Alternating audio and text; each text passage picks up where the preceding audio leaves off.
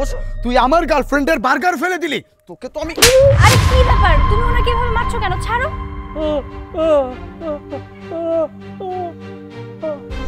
এই কি বলতে চাচ্ছিস? হ্যাঁ, কি বুঝাতে চাচ্ছিস? আমি আমার গার্লফ্রেন্ডকে মারতে চাই? তোকে তোকে আহা থামো না, তুমি ওনার সাথে এমন কেন করছো? আমি তো সেটাই বুঝতে পারছি না। আরে ও কি বলতেছে তুমি বুঝতে পারতেছো না? কি বুঝাইতে চাচ্ছে? আচ্ছা আমি তো এটাই বুঝতে পারছি না। উনি মনে হয় কিছু বলতে চাচ্ছে, বলুক না, বলতে দাও। আর আমার কষ্ট লাগছে এটা ভেবে যে আমি বার্গারটা খেতেই পারলাম না। তুমি এক কাজ করো, আমার জন্য আরেকটা বার্গার নিয়ে এসে দাও।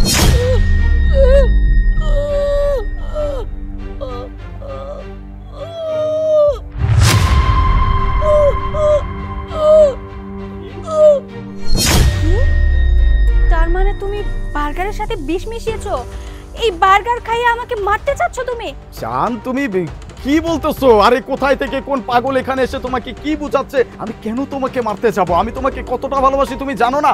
দেখো ও যা বলতেছে সব মিথ্যা কথা বলতেছে, উল্টাপাল্টা কথা বলতেছে, পাগল না? আমি বুঝতে পারছি, ওকে শায়েস্তা করতে হবে।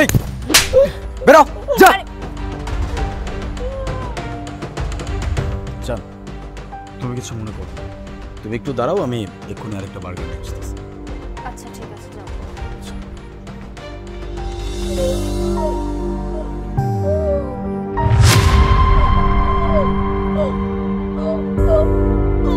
কি ব্যাপার ম্যাডাম?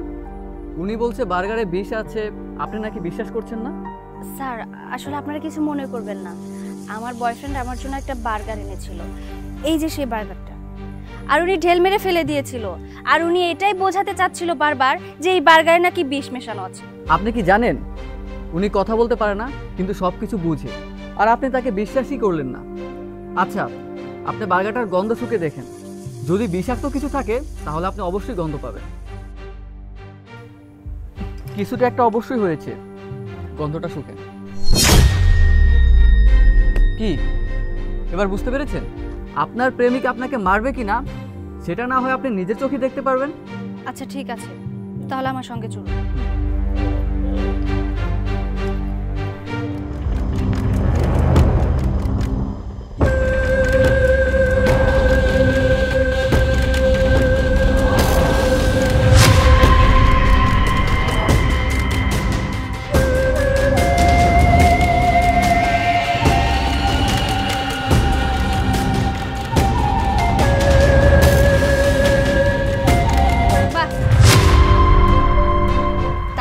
বিষ মেশানো কাজ শেষ, তাই তো? কি ব্যাপার, ফেলে কেন দিলে? আমার খাবারে বিষ মিশিয়ে আমাকে মেরে ফেলতে চেয়েছিলি, কিন্তু কেন? আমি তোর কি ক্ষতি করেছি? কি ব্যাপার, চুপ করে কেন আছিস? উত্তর দে। কোনো ক্ষতি করো নাই তুমি আমার জান, কিন্তু আমি তোমার ক্ষতি করতে চাইছিলাম। আমি তোরে মারতে চাইছিলাম। তোর বাপ মায়ের তুই একমাত্র সন্তান, তোর বাপ মায়ের সম্পত্তির কোনো অভাব নেই, অঢেল সম্পত্তি তো। আর আমি যদি তোরে মাইরা পড়তাম, তোর বাপ মা তোরে এত বেশি ভালোবাসে, তোর শোকে পাগল হয়ে যায়। তারপর আমি তোর বাপ মায়ের কাছে যা ভালো শাস্তি, আমি এই সুযোগটা কাজে লাগাইতাম। এই সুযোগ আমি সব সম্পত্তি নিজের নামে করে আফসোস মারতে পারলাম না। তুই আমার সব প্ল্যান বুঝে গেছিস, কিন্তু সেই সুযোগ আমি আর তোকে দেব। স্যার এদিকে আসুন। পুলিশ কেন? Yes police. সত্যি করে বল, কত মেয়ের এরকম সর্বনাশ করেছিস? ব্ল্যাকমেল করে লাখ লাখ টাকা হাতিয়ে নিয়েছিস প্রেমের ফাঁদে ফেলে। আরে বেটা, এত প্রেম কোথায় আছে তোর? হ্যাঁ চল শ্বশুরবাড়ি চল, তোর এখনো শ্বশুরবাড়ি যাওয়ার সৌভাগ্য হয়নি।